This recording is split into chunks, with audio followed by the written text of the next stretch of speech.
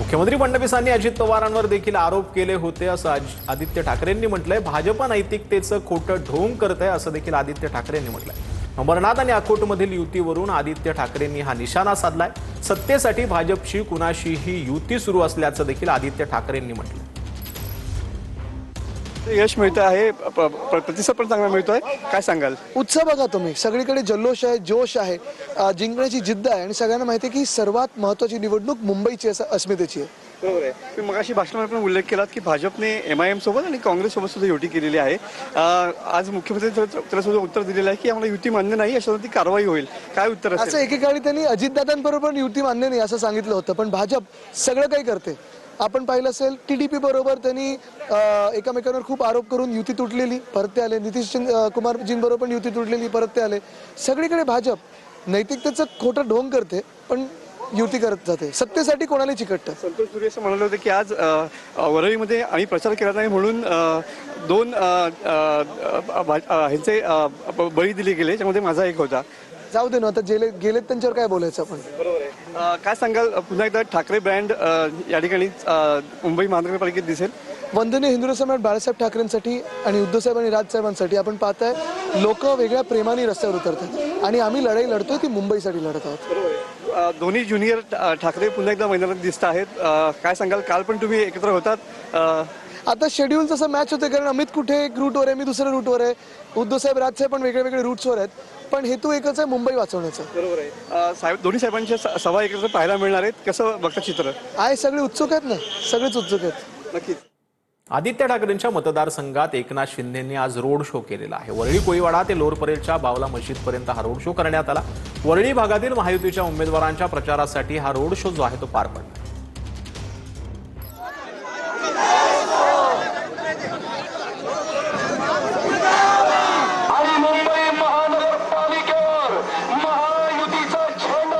तुम्ही रस्त्यावरचे कार्यकर्ते मात्र त्यांच्या सभा दिसत नाहीये, तुम्ही सभांचा धडाकाच लावलेला आहे।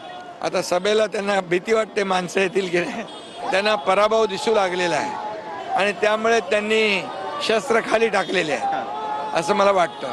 त्या धुरंधर म्हणतात स्वतःला, दोन धुरंधर राजकीय धुरंधर एकत्र आले, हा नरेटिव्ह तुम्ही कसा ब्रेक करणार? अरे बाबा, ते धुरंधर लोक काम करतात ना, लोकांची मदत करतात ना। धुरंधर काय? धुरंधर म्हणजे लोकांची सेवा करणारा धुरंधर असतो। आता हे घर के अंदर बैठने वाले धुरंधर कैसे हो सकते हैं? आणि मुंबई मराठी पासून तोडणार, मुंबई महाराष्ट्रापासून तोडणार, हे त्यांचं जे काही फेक नॅरेटिव्ह गेल्या अनेक वर्ष चालवत आहेत। आता जनता त्याच्यावर विश्वास ठेवणार नाही। लोकांना आता तुम्ही इमोशनल ब्लॅकमेल नाही करू शकत। लोकांना काम पाहिजे, लोकांना डेव्हलपमेंट पाहिजे, ते आम्ही करतोय। लोक विकास करणाऱ्याच्या मागे उभं राहतात, हे विधानसभेमध्ये दाखवून दिलेलं आहे। तेच आता महापालिकेत देखील दाखवायला मिळेल, त्याची प्रचिती येईल। मुंबईकर जनता सुज्ञ आहे। 15 तारखेला धनुष्यबाण आणि कमळाचं बटन दाबून महायुतीलाच जिंकवणार। नक्की। मुंबईचा महापौर कोण होणार हे पण सांगून टाका आणि जनतेला तुम्ही काय आवाहन करू इच्छिता? मुंबईचा महापौर महायुतीचा होणार, मुंबईचा महापौर मराठी होणार। कॅमेरा पर्सन योगेश गुरवचा गिरीश गायकवाड, TV9 मराठी, मुंबई। तर प्रचारादरम्यान आदित्य ठाकरेंनी मुख्यमंत्री फडणवीसांच्या भाषणाची नकल केलेली आहे। फडणवीसांच्या भाषणाच्या स्टाईलची आदित्य ठाकरेंनी नकल केली। मी मुख्यमंत्र्यांचं भाषण तसं ऐकू शकतच नाही, खूप आवाज करतात, खूप आरडाओरडा करतात। पण त्यांनी काल काय सांगितलं माहिती का? आता महापालिका जिंकल्यानंतर आम्ही बांगलादेशाला काढणार, काढणार। हे जे काम आहे ते केंद्रातल्या रक्षा मंत्र्यांचं, गृहमंत्र्यांचं, तुमचं स्वतःचं गृहमंत्र्यांचं आहे। आणि जर तुम्ही 12 वर्ष सत्तेत बसवून सांगत असाल की बांगलादेशी आपल्या राज्यात घुसलेले आहे, तुम्ही विचार करा भाजपचा कारभार किती मोठा फेलर आहे।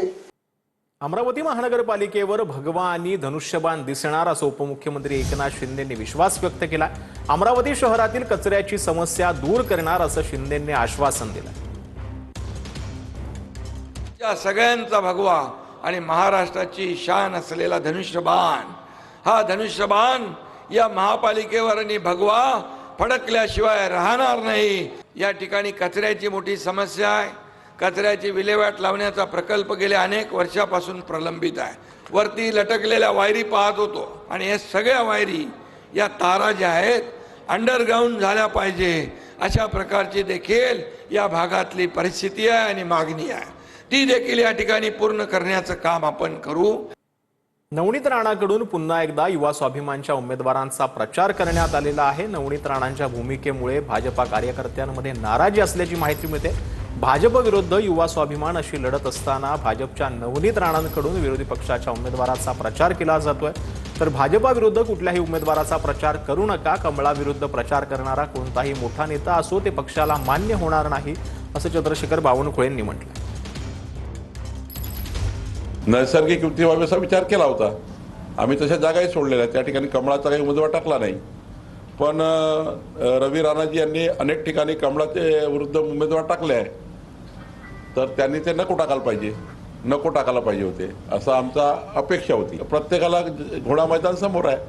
आता त्यांना 40 पाहिजे तर 40 देऊ शकत नाही, त्यांना 20 पाहिजे किमान त्याही 20 देऊ शकलो नाही. भारतीय जनता पार्टी हा मोठा पक्ष आहे, त्यामुळे आम्ही त्यांना 7 देऊ शकलो. 7 मध्ये आम्ही इमानदारीने कुठलेही कॅन्डिडेट दिले नाही. सर्व चारही लोकांनी खासदारकीच्या निवडणुकीमध्येही मोठ्या ताकदीने काम केलेलं आहे आणि म्हणून त्यांना गद्दार म्हणवणं, एखाद्या समाजाला दोषी ठरवणं अतिशय दुःखदायी आहे. आणि म्हणून अमरावतीमधल्या सर्व जनतेला माझं आव्हान आहे की कोणी काहीही म्हणो, परंतु भारतीय जनता पक्षामध्ये फूट पाडू नका. फूट नको पडायला, हिंदुत्वामध्ये फूट नको पडायला.